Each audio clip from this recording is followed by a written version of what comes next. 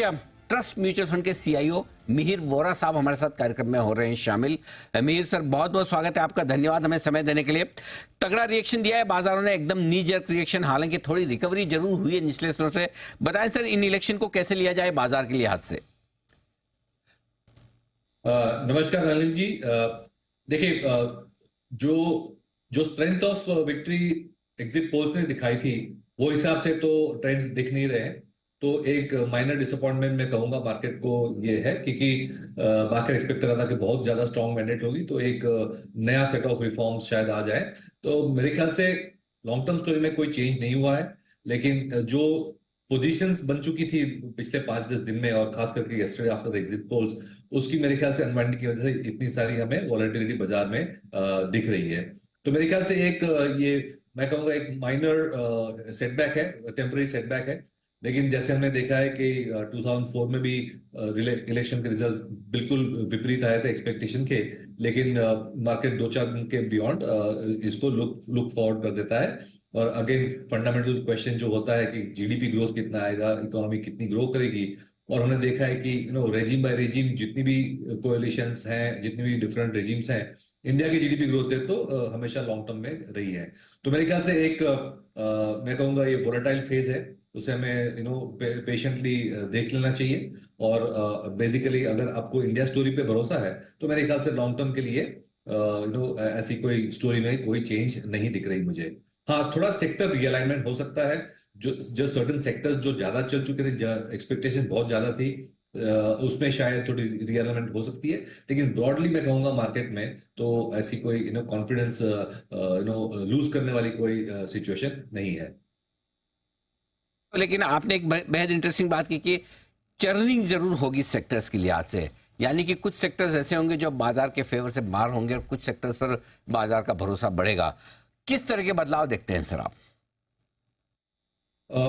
देखिए, एक तो मुझे लग रहा है कि शायद जो सेक्टर्स अंडर परफॉर्म कर रहे थे, खास करके एफएमसीजी है, लोअर टिकट आइटम के कंजम्पशन पे है, वहां पे हमें दिख रहा था कि ग्रोथ इतनी अच्छी नहीं आ रही है। और ये हमने काफी बार आपको याद होगा डिस्कस भी किया है कि जो प्रीमियम कंजम्पशन है, हाई एंड कंजम्पशन है, वहां पे ग्रोथ ज्यादा दिख रही थी। लोअर एंड में जो पोस्ट कोविड रूरल इकोनॉमी है, वीकर सेक्शंस की रिकवरी है, वो कम कम तरीके से हो रही थी। तो मेरे ख्याल से आफ्टर दिस इलेक्शन ऐसे सब सेक्टर्स जहां पे वीकर सेगमेंट्स के लिए जो है, वहां पे हम थोड़े बहुत ज्यादा फोकस देख सकते हैं गवर्नमेंट का। और ये सेक्टर्स हमने जैसे दिखाया अंडर परफॉर्म भी किए हैं, तो शायद मुझे लग रहा है कि इस तरह से हम थोड़े चेंजेस देख सकते हैं पॉलिसीज में।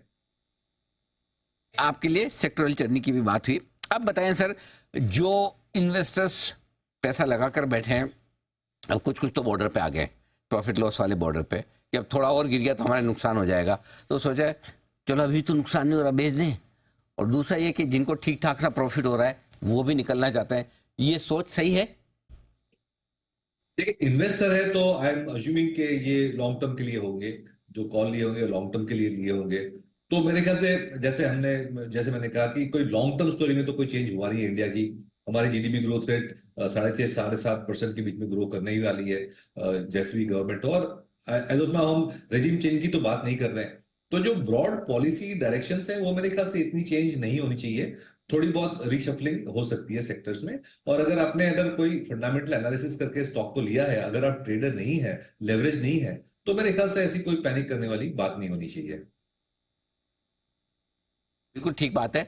अच्छा, अब जो नया पैसा डालना चाहते हैं उनके लिए क्या राय है सर, और जिनकी एसआईपी चल रही है उनके लिए भी बताएं।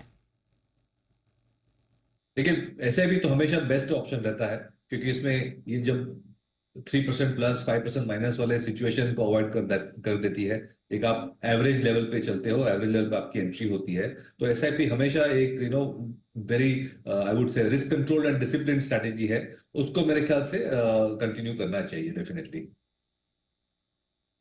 एसआईपी तो इसी समय के लिए होती है, बिल्कुल बरकरार रखें, चाहे तो बढ़ा भी लें थोड़ा बहुत, और नया पैसा माफ कीजिएगा, नया पैसा भी डालने का समय है।